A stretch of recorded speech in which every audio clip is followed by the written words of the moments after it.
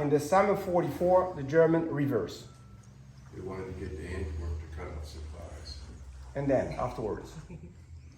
That's why you're here. Exactly. Okay.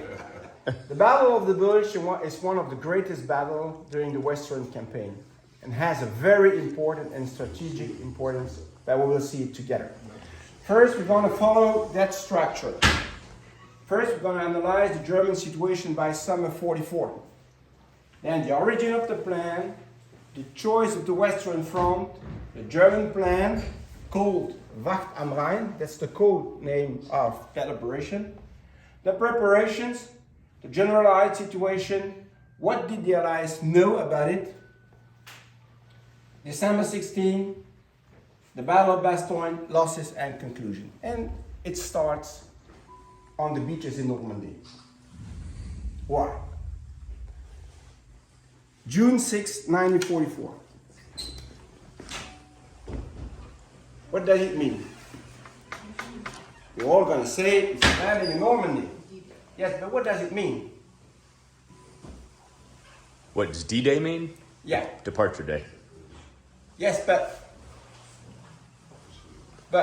It means that the Allies are setting a foothold on the continent of Europe. it's a new front. Right. So, till then, 80% of the Russian troops are deployed in the east. Now, landing in Normandy means an opening of a new front. Okay? The general German situation by summer 1944. Germany is between east and west and is retreating everywhere. Only during the months of June, July, and August, the German army lost 1,500,000 soldiers. That's to say 15,000 soldiers each day. But it was still acceptable for Hitler. Okay? Every day to destroy the industrial potential of Germany, the US Army Air Force bombed the railways, the industrial areas, the cities, the airports, the very important places in Germany. And the Royal Air Force bombed during the night. Okay? The morale is very low inside the population, but also in the army. Okay? And what happened on 20 July 1944? That's to say, a little bit more than 1 month after the landing. Breakout. Paris. Not yet.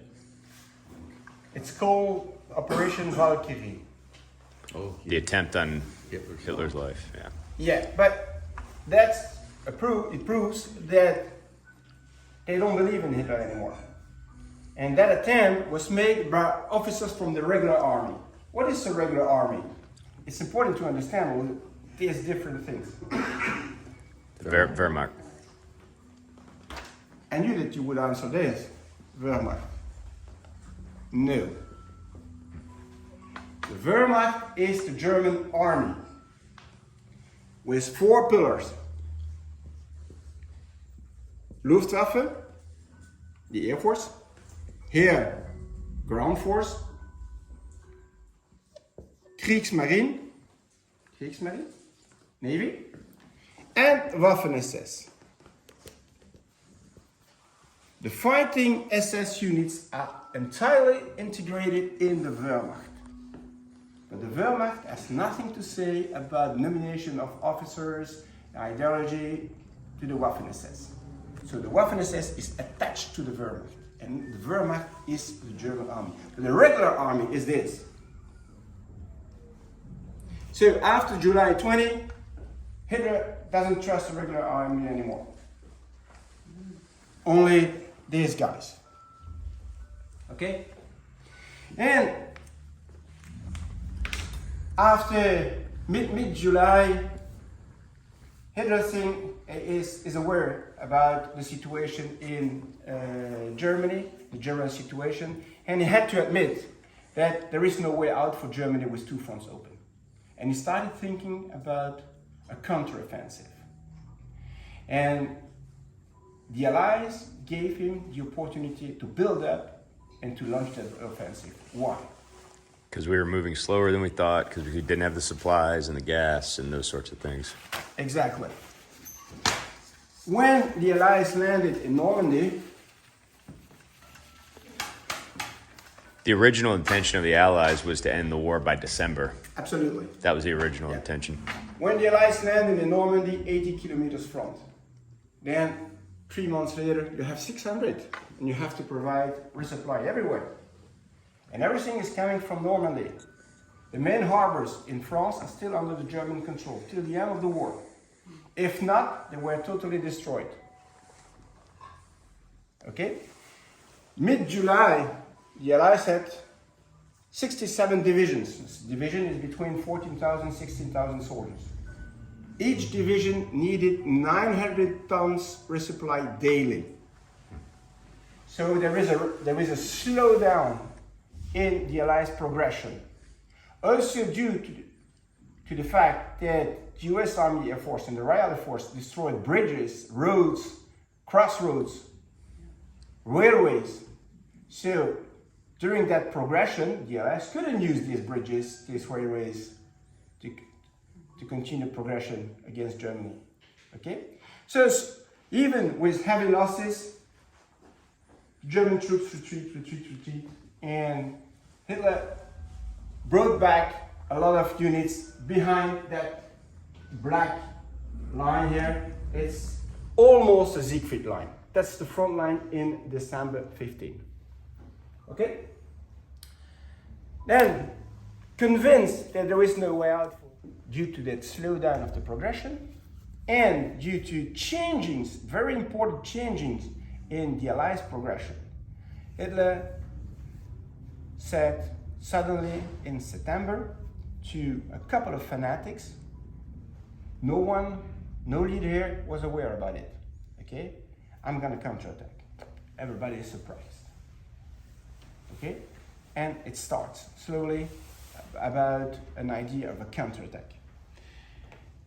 When the Allies arrived at the River Seine, Paris and so on, they had no plan for the future operation, except that one guy who came with a plan asking total priority. It was Montgomery.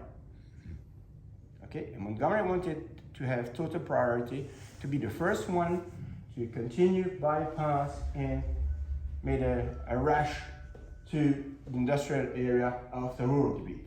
Eisenhower didn't accept the total priority. But something happened on 8 September 44. Very important. It shocked the Allies. It surprised the Allies. No idea? It's fired from the woods here in the Ardennes. It's the first V2 rocket. And that first V2 rocket fell in the neighborhood of Paris. Then 2 days later, British intel discovered that the main launching sites were deployed north of Holland. And that's why Eisenhower said, okay, Montgomery, now you have total priority. Relieving Patton to a secondary role. Patton has to stop. Gives all priority, and the problem, resupply, was totally given to Montgomery. You're gonna say, yes, but the harbor of Antwerp. The harbor of Antwerp was seized intact on the 4th of September 44, thanks to the Belgian resistance. But Montgomery didn't pay attention to the accesses to the harbor. From the sea to the harbor, it's 80 kilometers. Okay? He gave total priority for Operation Market Garden. And the Germans retreated north of the accesses and built up a strong defense. And the British, the Canadians, and the Polish will pay a high price to liberate the accesses to the harbor. So Antwerp was not usable till the end of November. So seized intact on 4th September, and the first ship arrived in the harbor on the 28th of November. Okay? Then suddenly the front got solid still, a block. And then Hitler decided, I'm gonna attack in the Ardennes. That decision was taken on 16 September 1944. Okay?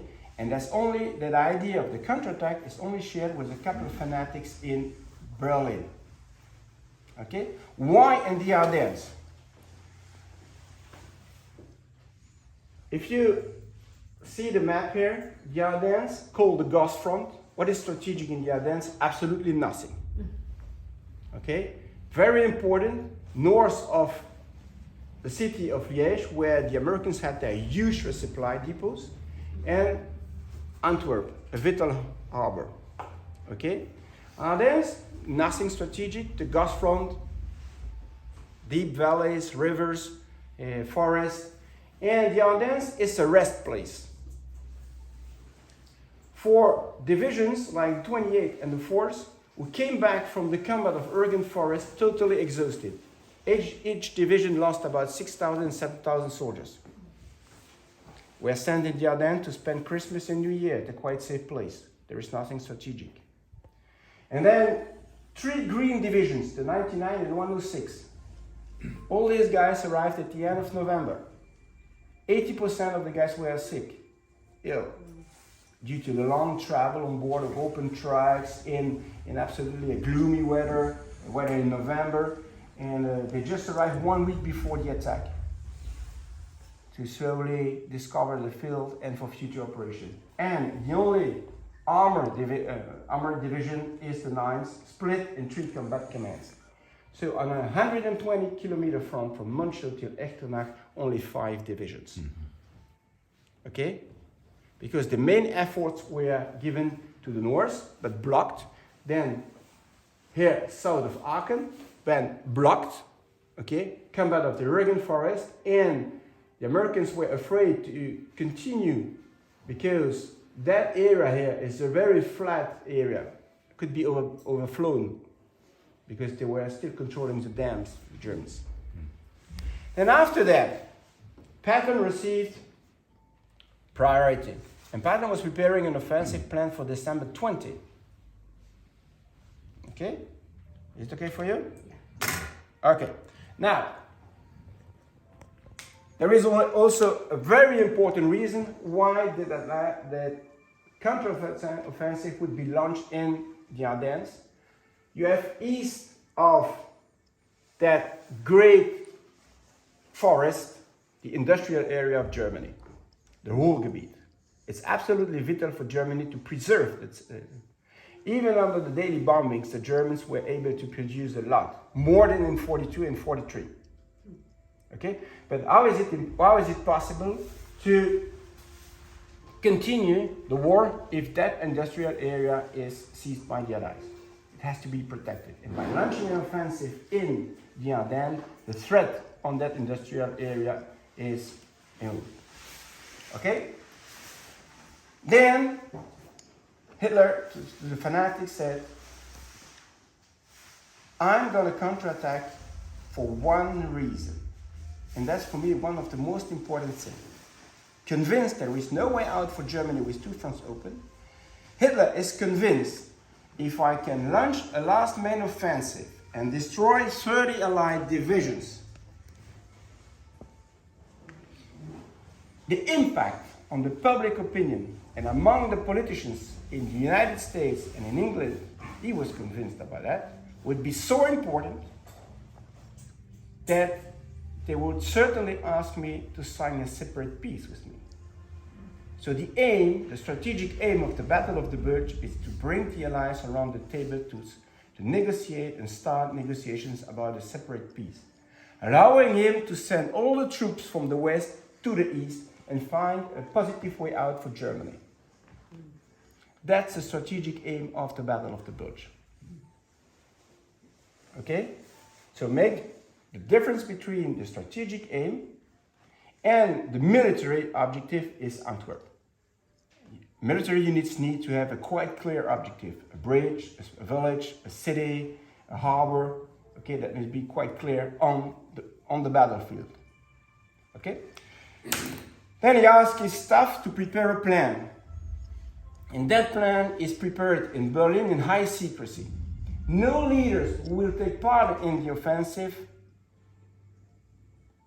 are involved in the preparation. Okay, so the plan is prepared in Berlin, very far away from reality. Okay? Okay for you? Perfect. Hold on the line. Okay? And the German plan.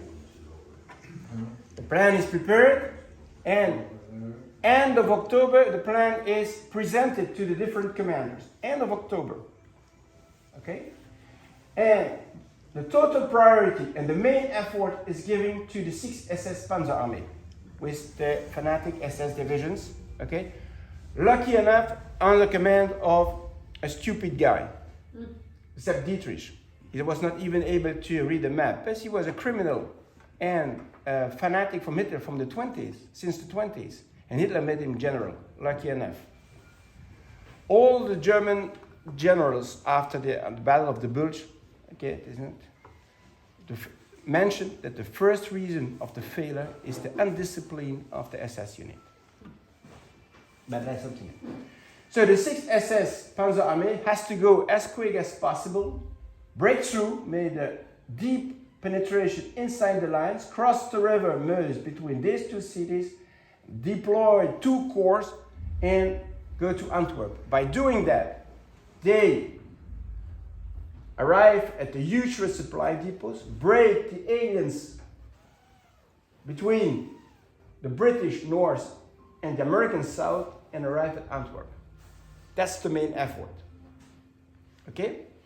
In the center, lucky enough for the Germans, a real German Prussian commander, von Manteuffel, okay, from the military academy, has to do the same, go as fast as possible to the River Meuse, cross the River Meuse between these two cities, deploy left, and go to Antwerp.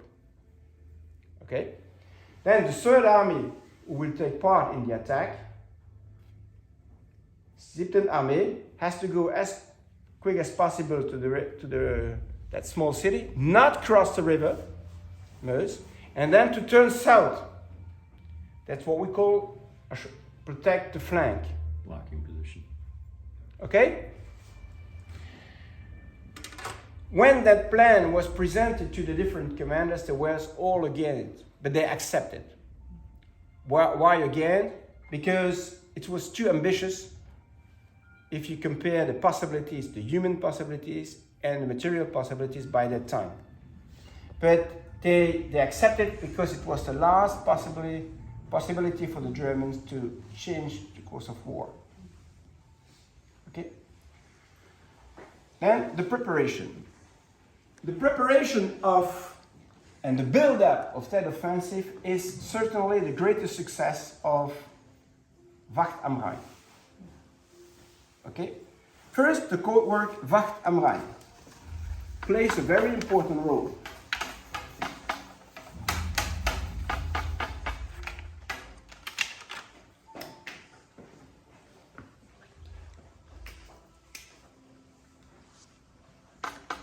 Wacht am Rhein. You know what it means?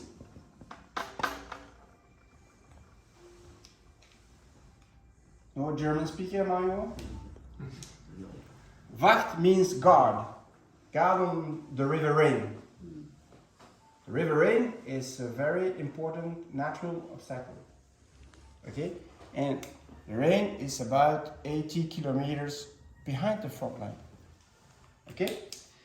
And the great success of the preparation. So, preparation must be made in high secrecy. It was absolutely vital for the Germans that the Americans ignore what's going to happen and to avoid a reinforcement of the Ardennes sector. Okay? That's why the build-up of the units who will take part in the attack happened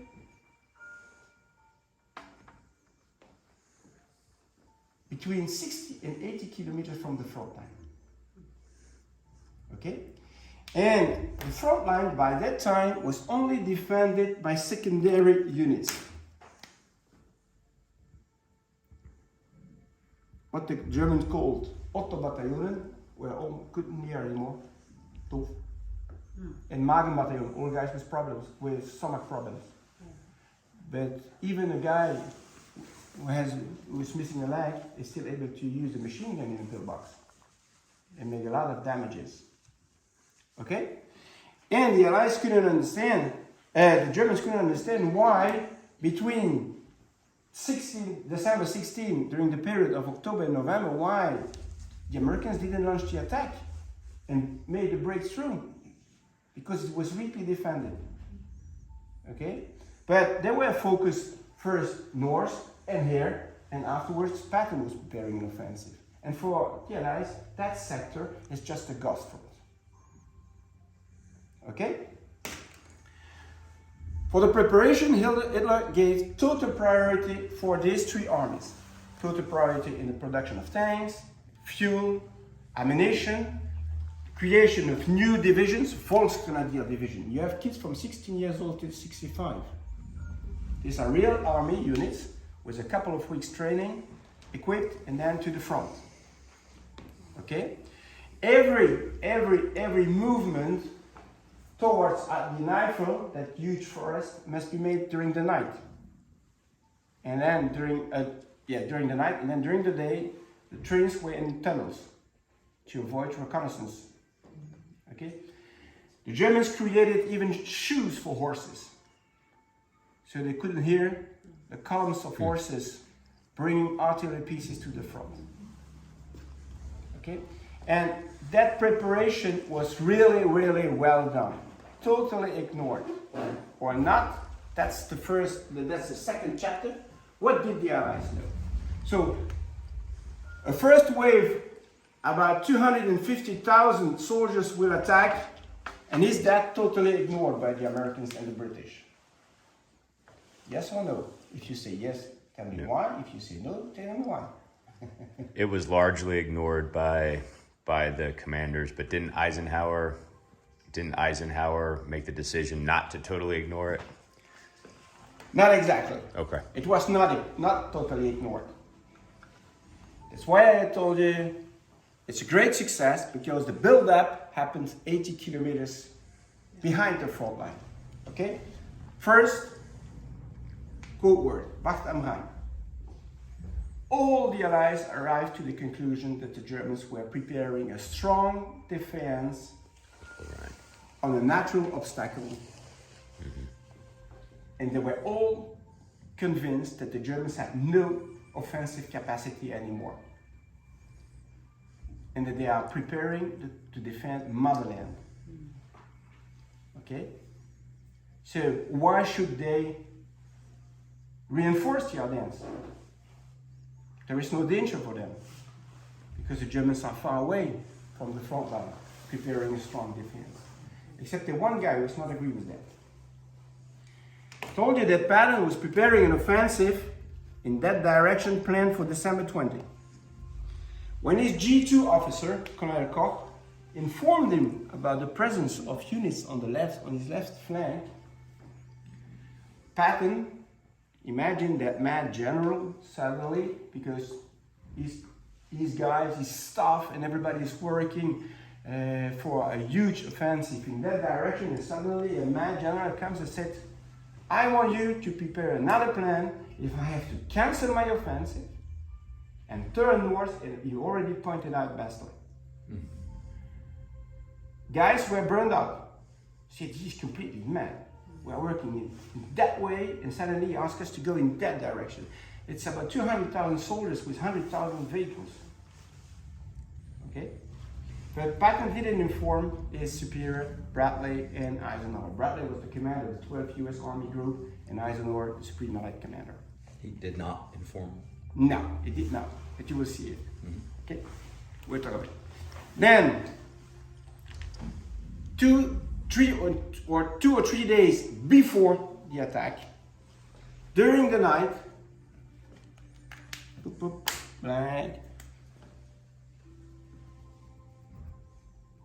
artillery units, only during the nights, left their position, moved to the front line, took position. Then, 2 days before, the infantry. And then, hidden in woods, in villages. Special units were created for camouflage. And then 1 day before, the armored units. And then suddenly, on December 16, the front flared up on 120 kilometers front. Okay? Is it okay for you? Mm-hmm. Okay.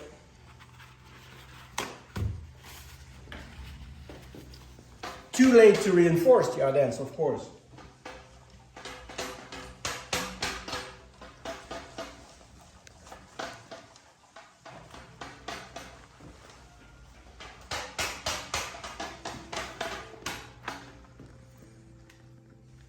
December 16, on a 120 kilometer front, the Germans broke through. Okay? Everybody is surprised. But it's not considered as a main offensive. For some generals, they consider that on the first day of the attack, that it's to disturb the buildup of Patton's Third Army. Okay? And they know where the Germans are going and the main objective. But they came to the conclusion it's to stop Patton, to avoid him to launch his offensive. Okay? But on the second day, they had to admit that's a major offensive. Okay? But till then, still ignoring where the Germans are going, what is the aim of that offensive? From the beginning, Hitler ordered to his panzer commanders, don't involve forces to seize small towns, bypass and continue. You have to conduct that battle like a steamroller. Don't give the opportunity to the Americans to take the initiative again. Okay, like a steamroller. Don't forget the aim is to destroy as much as divisions possible to sign a separate peace, to bring them around the table. Okay? But the Americans would take other decisions. First, the first decision is Patton received an order to cancel his offensive. He has to wait for new orders. Two, the Allies decided about strategic points. And that's why Bastogne. That's the only reason why. Not for the Belgian French fries or the sausages at all. Okay? 1, 2, 3, 4, 5, 6, 7, and 8 main roads. Okay? Don't forget, he launched the offensive in December in the worst conditions. So army needs roads and crossroads to deploy, but also to retreat. You don't go with a tank in the field. You stuck in the mud. Okay? The third decision. The only reserve on Eisenhower's level are the 2 airborne divisions, the 82nd and the 101st Airborne. And they just came back from the Holland campaign 2 weeks before. The guys were resting in Montmelon, Swift in France, and were already spending some nice time in Paris, okay? Convinced that they would stay there for Christmas, New Year, because they were short in guys, short in equipment, no uniforms, totally exhausted, and they had to go back to combat. Some committed suicide because they didn't want to go anymore. Okay? And the fourth decision, 2 strategic Saint-Vit, Bastogne, the 7th Armored Division was sent to Saint-Vit, and the first unit to be sent to Bastogne is Combat Command B, 10 Armored Division. That's the first unit who arrived in Bastogne. That's Combat Command is about 2,800 soldiers. Okay, it's an armor unit. So it's not the 101st Airborne who arrived first, it's a Combat Command of 10 Armored Division. And that Combat Command arrived late in the afternoon, 1819, to build up 3 roadblocks, north and east of Bastogne. The American troops from the 28th retreated from the Luxembourg border. Okay? But thanks to the delay action, the fights of the guys of the 110 Infantry Regiment, 28 Infantry Division, the race for Bastogne is won by the Allies. It's a race against time. Okay?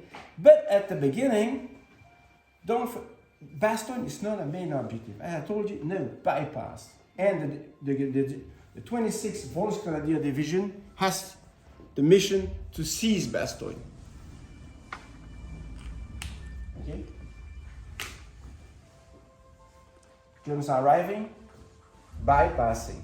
The 101st Airborne left Montmelon, Swift, and the 82nd, behind the 82nd, with 13,000 guys on board of open tracks, so no jump. Okay? And arrived during the night of 18-19 December. A column turned there, Okay, it's about 400 trucks with trailers in which the guys were standing all the movement. Okay, and the regiments unloaded here in the small villages, and the battalion started to reinforce these roadblocks. Okay, Bastogne must be defended. The commander of the 8th Corps, Middleton, said to General Bradley, "We might be surrounded. It's a risk that we have to accept, but we need to keep the control of that main crossroad." Okay? In all that confused situation, because it's really a mess, troops are retreating, a lot of units were totally disintegrated, a lot of woundings captured in the north. More than 10,000 soldiers were captured from the 106th Infantry Division. Okay? Everybody knows where the Germans are going. And the aim of that offensive would be known only after the war, when American officers interrogated generals about what was the aim of that offensive. Okay? In all that confused situation, General McAuliffe, who was the commander of the 101st Airborne at interim, decided to leave his medical company right here at that crossroad, convinced that the medical company would be in a safe place at the rear. But the Germans are bypassing, and a recon unit arrived here late on the 19th December, and the entire medical company was captured. It's a big shock for the defenders. You know how the 2nd Medical Echelon works? You understand the importance? If he's wounded on the battlefield, okay? I'm medic on the battlefield, combat medic. I just bandages, syringe of morphine, and he goes to an aid station. In the aid station, you have a doc, okay? And he looks priority. If you are wounded in the arm, for example, you're missing a finger, it's not so important. But if you have bullet in your stomach, that's priority 1. Then condition it, and then you're sent to the medical company, and it's the first echelon where they do a chirurgical intervention. 80% is cutting legs and arms and hands and so on. And at the beginning of the battle, they lost the entire medical company. Okay? Again, 19 December. Okay? Huge conference in Verdun at Bradley's HQ. After 1 hour, Eisenhower, after having explained the situation, he turned to Patton and said, "George, we already have received an order to cancel this offensive. When are you ready to counterattack?" "In 2 days." Yeah, the anti-Patton said, yeah, that's again the big months of Patton, in 2 days. And even Eisenhower said, "George, a little bit serious. It's the main German offensive." But General Patton left the conference room, took the telephone, phoned to his chief of staff, and gave only one word: nickel. That was the code name of his plan. Everything was ready. And exactly 2 days later, on the 22nd of December at 05:30 in the morning, he counterattacked with 3 divisional line, with the main effort given to the 4th Armored Division. No time to waste in new plans, everything was ready. That is absolutely huge and fantastic. Because when you are deployed with your units, combat units here, imagine you are preparing, you are going in that direction, prepare an attack in that direction. Your support units, your command, your HQs are behind you. And suddenly you have to turn 90 degrees and go north. You see? And make it possible that other units come and continue to defend the front. You may not accept an opening in your front. That's used, but everything was prepared. Okay? Is that shown on this map here? Big one? Is that shown on this map here where Patton came? Afterwards. There's blue arrows done. on the side here. That's it. So I have a question. So if Patton hadn't done that secret preparation, the war would have been very different. Yeah. If they didn't stop him in October and November, it would have been on the rain, and the Bulge would never have happened.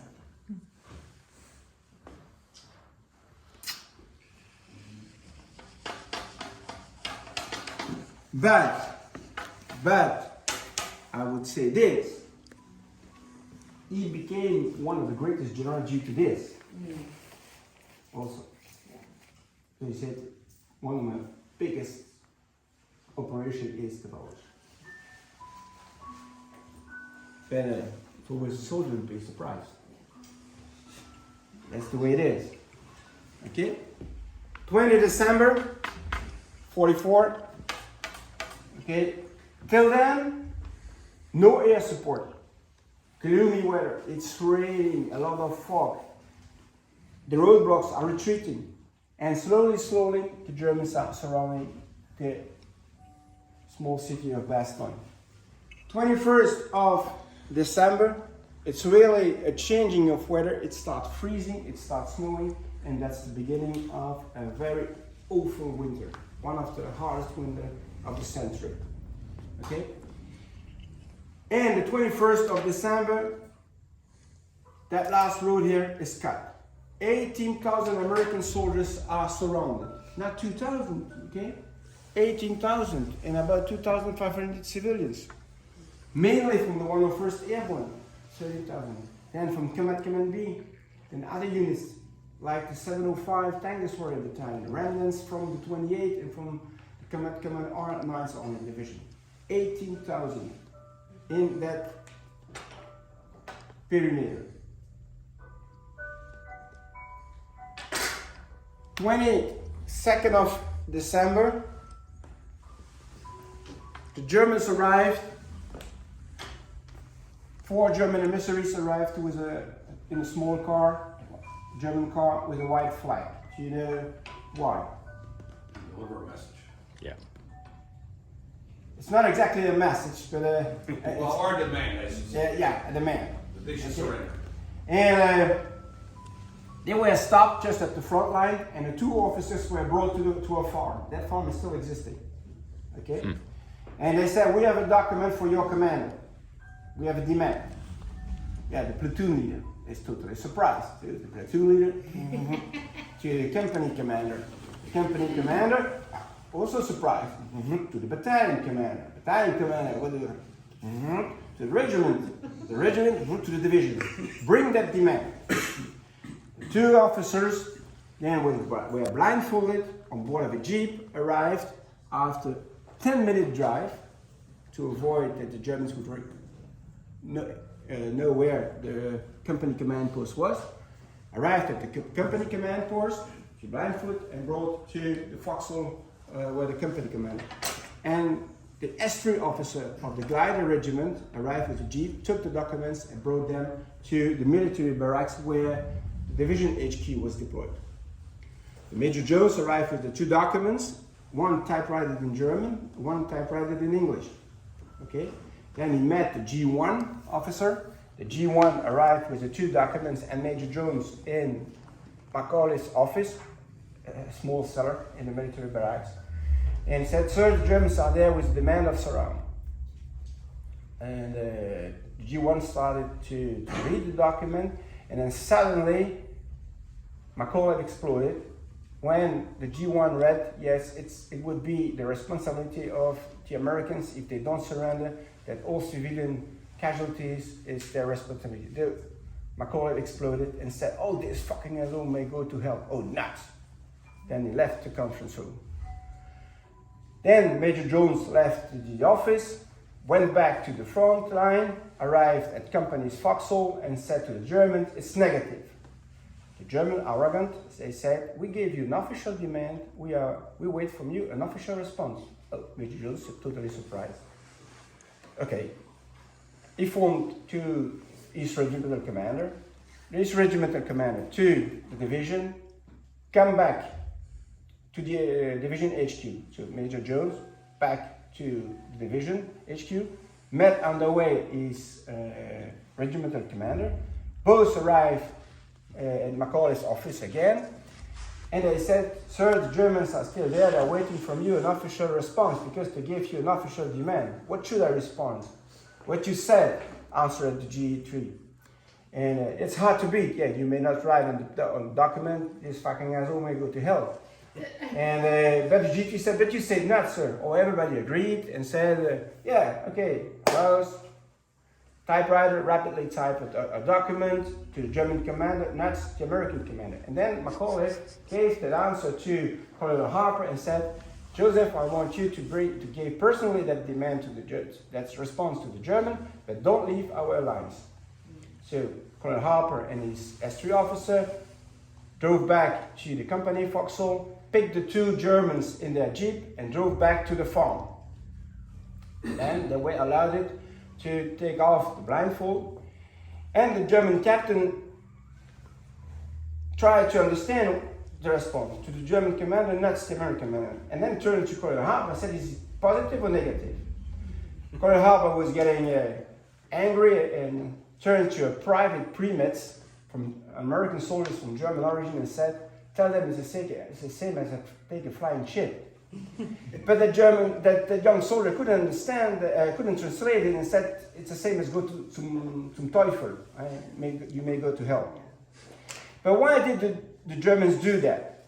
Why did they present that document? What do you think about it?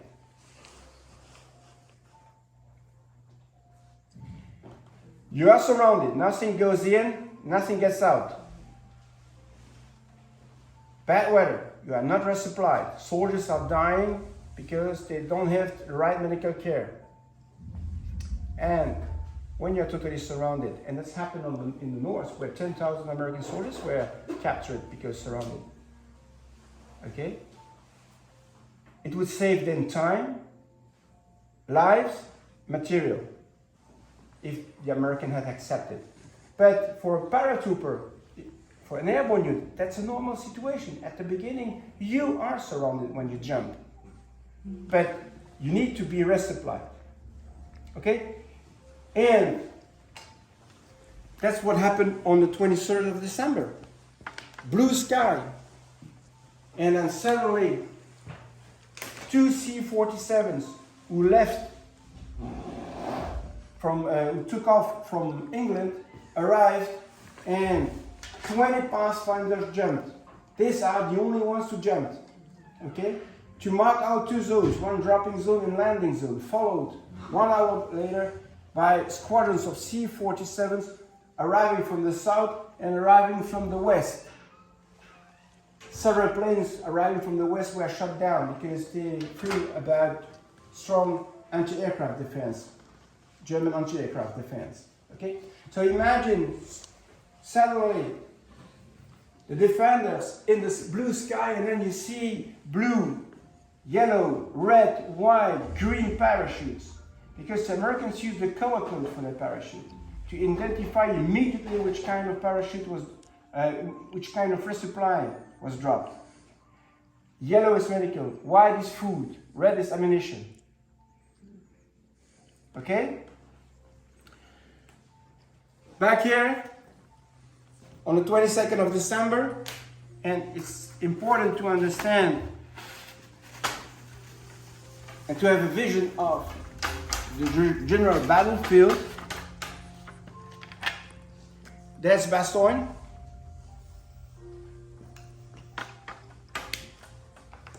That army here, 7th Army, German 7th Army, has built up flank defense. Around Bastogne, the German units are free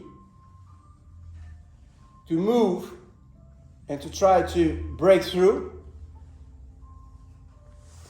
And then on the 22nd of December, Patton counterattacks from the south. Made effort given to the force to break through and make contact with the defenders. That counterattack happened on the 22nd of December, about 16 kilometers south of Bastogne. That's not far. Okay, south is here. Right? Okay? 24th of December, second day of air resupply. Pedro, is it okay for you? He's just standing. He's just standing for a minute. Okay. Every C-47 was only loaded 1/3 of its capacity. Okay? You have two kinds of big packs, big containers. One parapack under the belly of the plane. Quite easy to release them. Co-pilot released the parapacks. But the bundle packs were inside the plane and had to be pushed out by the crew chief.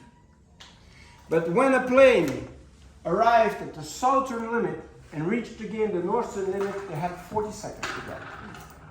Because it's 8 kilometers and a half, 180 kilometers per hour, it's quite easy. And why only loaded 1/3? Because the plane, once having dropped some parapacks and bundle packs, turn above enemy lines, and then you avoid the other ones. You go back, you fly back. Otherwise, if you come back and you drop again, it's air collision. Okay? 25 December. Good. No air. No air resupply. The weather is too much fog and snow. And that situation, that American resistance in Bastogne started really to annoy von Manteuffel. There is a great danger on his flank. And he ordered a strong attack. And on Christmas morning, the German attack with two battalions on the small village of Champs, hoping that the Americans would send reinforcements right there, weakening other places, and the main attack arrived from the west with 18 tanks and 2 battalions. But thanks to the leadership of these young NCOs and officers, and don't forget, a young platoon leader in Normandy 6 months before is a company commander in December. Okay? 9 o'clock in the morning, everything was finished. The 18 tanks were destroyed and a lot of Germans were captured and killed. That's called Darkest Christmas, and it was the deepest penetration inside the perimeter, but it failed, lucky enough. Okay? That same day, Patton, who knew about the dramatic situation, medical situation inside the perimeter, asked to his staff, medical corps, who is volunteered to make a flight on board of a glider? And 9 guys said, we go. And on the 26th of December, beginning in the afternoon, a C-47 towing a glider arrived above Bastogne, and the glider landed inside the perimeter with the 9 guys on board, without any problem. And the 9 guys were rapidly split in a different aid station deployed in the small city. They'd never been in a glider, they had no parachute, and they said, we go. That's absolutely. Followed by 10 other gliders full loaded with gasoline. And all 10 pissing like cows because they were bullet in the jerry cans, but all 10 landed inside without any problem. Okay? That same day, CCR 37 Tank Battalion. Who was the commander of the 37 Tank Battalion? Who gave the name of a famous tank? Colonel Creighton Abrams. Breaks through, and the contact is made with the defenders. A small corridor is open. Okay? 27th of December. 44. Convinced that the Germans would do everything to cut that corridor again, they ordered in an Eisenhower HQ a last air resupply, and that's the nightmare. 50 gliders were engaged and 17 would never arrive. And the Americans were short in pilots and co-pilots. On board of the glider, the pilot was alone. And some were just 18 years old, just qualified pilot. So nobody to help you. Any problem, technical problem, wounded or someone, you are alone. So heroes are not always guys with rifle. And I have to mention this, above all, the victory in the Bulge is a great victory of the US Army Air Force. Once the intervention started on the 23rd of December, that was really a nightmare for the Germans. Okay? During these 4 days of air resupply, the American engaged 1,080 C-47, not 200, 1,080. 870 C-47 arrived about Bastogne.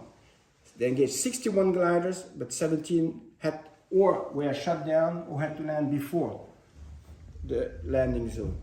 And during these 4 days of air resupply, 900 tons could be dragged in, enough to hold on. Okay? Now, in 5 minutes, let's say five minutes, the briefing will be finished. And I won't be long, but the worst period is starting now. Why? I told you the Bastogne was not the main objective for the Germans at the beginning. But on the 27th of December, 1944, Hitler had to admit that it's impossible to cross the River Meuse.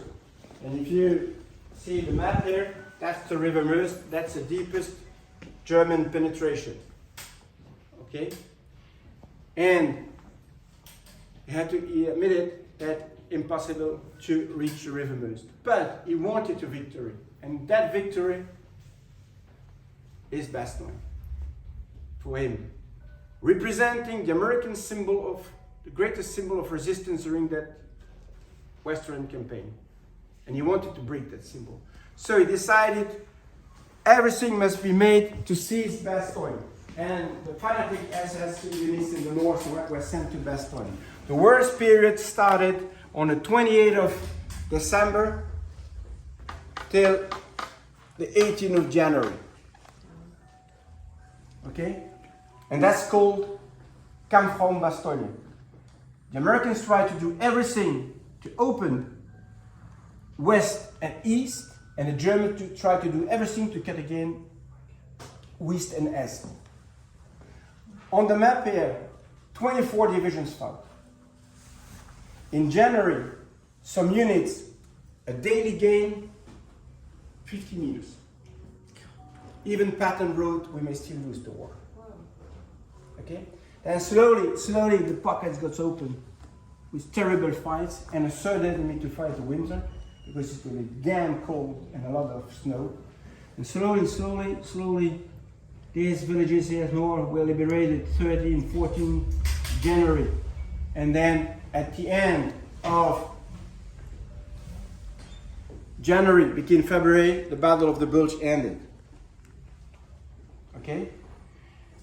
But who took really benefit of the delayed action in the West? The Russians. On 15 January 45, the Russians launched the last main offensive and they were first in Berlin. But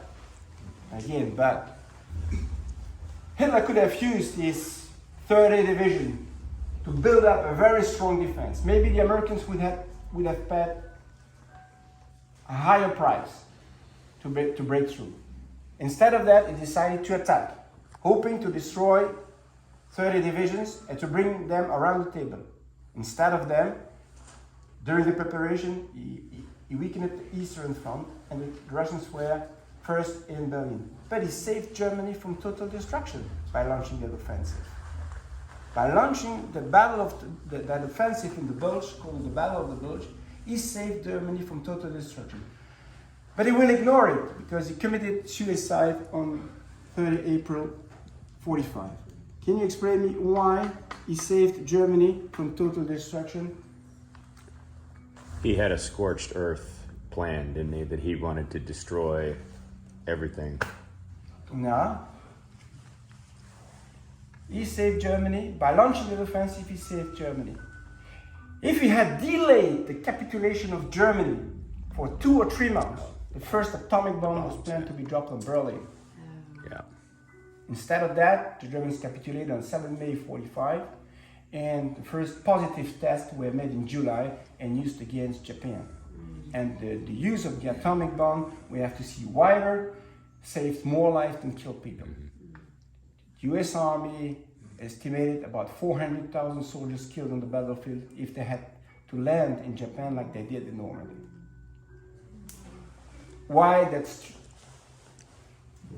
why Battle of the Bulge is so important on a strategic point of view. Can I ask you one Yeah. question? You said the dates, the dates between when originally planning to drop the atomic bomb on Berlin to the point where he kills himself. He kills himself 30th of April. Germany capitulated 7 May 45. The first positive test of July. the atomic bomb, July 45. And used again Japan 6 and 9 August. So if they had dug in and set this massive defensive effort, it would have taken a long time for us to penetrate the defenses, which probably would have pushed this several months, which would have been made it the first target. Wow. That would have changed everything. Yeah. That would change a lot of things. But what you're saying about Hitler is that he didn't realize that what he No. did saved Germany. Well, he didn't know. He didn't know. He will totally know. And also, the use of the atomic bomb saved Western countries from Russian occupation. Just 2 minutes. The war was not ended. That Churchill was informed by his intelligence service that the Russians were planning to invade the rest of Europe. And Churchill asked his staff to prepare a plan if they had to enter a war against Russia. And that plan was called Unsinkable. And the use of the atomic bomb stopped Stalin, because he said to his foreign office minister, if they can drop the bomb on Japan, they can drop it on Moscow. Okay? And then the Cold War started. And the Cold War started. And Patton said, it's now, pay attention, there is a new enemy. That was amazing. Thank you that was for amazing. your attention. Thank you. Pop-up me dit ici, alors 3 ponts, marche. Yeah, A little northwest of northwest. So they were up. And why the 84th will force there? If you see here, you have a main road, the N4, exactly the main road here, or a supply road, going Marche, Namur, Brussels. And so at the time, I think Mr. Clanton was up, the 84th was up in here somewhere. Yeah, in Germany. And near Aachen. And Yeah. then moved there. And then overnight, they had to move quickly. And then they met the Germans in Marseille. Like the 7th Armored Division. The 7th Armored Division was also in Germany. Move, but 7th had to go to St. Vith. And a lot of other units who made independently movements to the front. That's why the 84th Division is the reason that this stops here. Yeah. Otherwise it would have expanded this direction that way. One question. So there were 2 flanking columns basically, and then that crazy general, he was going up the middle to get to Antwerp, right? And I heard a story about these engineers that didn't know how to fight, but they knew how to blow shit up, and they blocked all the bridges and slowed them down. They destroyed all the bridges south Okay. of the river. Yeah, so where did all that happen? They call them the dam engineers. Okay. Okay, and mainly in the north here, but also in that sector. When the 8th Corps retreated, the commander of the 8th Corps, Middleton, ordered the destruction of all the bridges to slow down the German progression. But it caused also problems for the Americans where they counterattacked. When you destroy a bridge, you can use it again. But the Americans had different pontoon units and able to build up Breach. But at straight the away time, bridges. it was when they were caught totally by surprise, and they were worried about them getting up here Yeah. before they could do anything, so they didn't have much choice, right? Yeah. And then I heard that the weather finally cleared.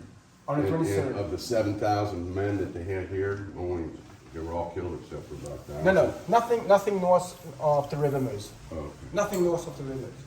But the main mission of the engineer units were to slow down the German progression.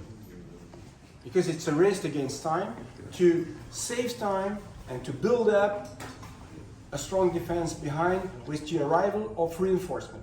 And then that general that you said was SS crazy guy, he made it back to Germany, right? Here in the north, but that's in the north. And did he get war crime charges and stuff? Yeah, yeah. Dietrich. Dietrich. Yeah, yeah, right, yeah. No other questions? And they would have taken any prisoners. Where's Marseille there? Right there in Bastogne, where's Bastogne? Yeah.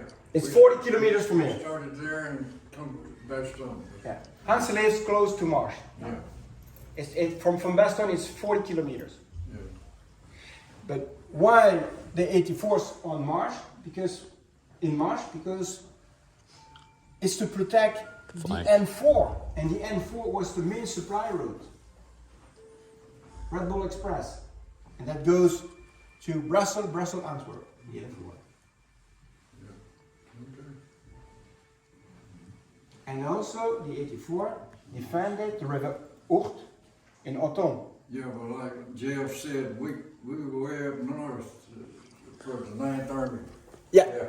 And then Right there. Then we traveled at nighttime to come to Marseille. yeah. Yeah, yeah.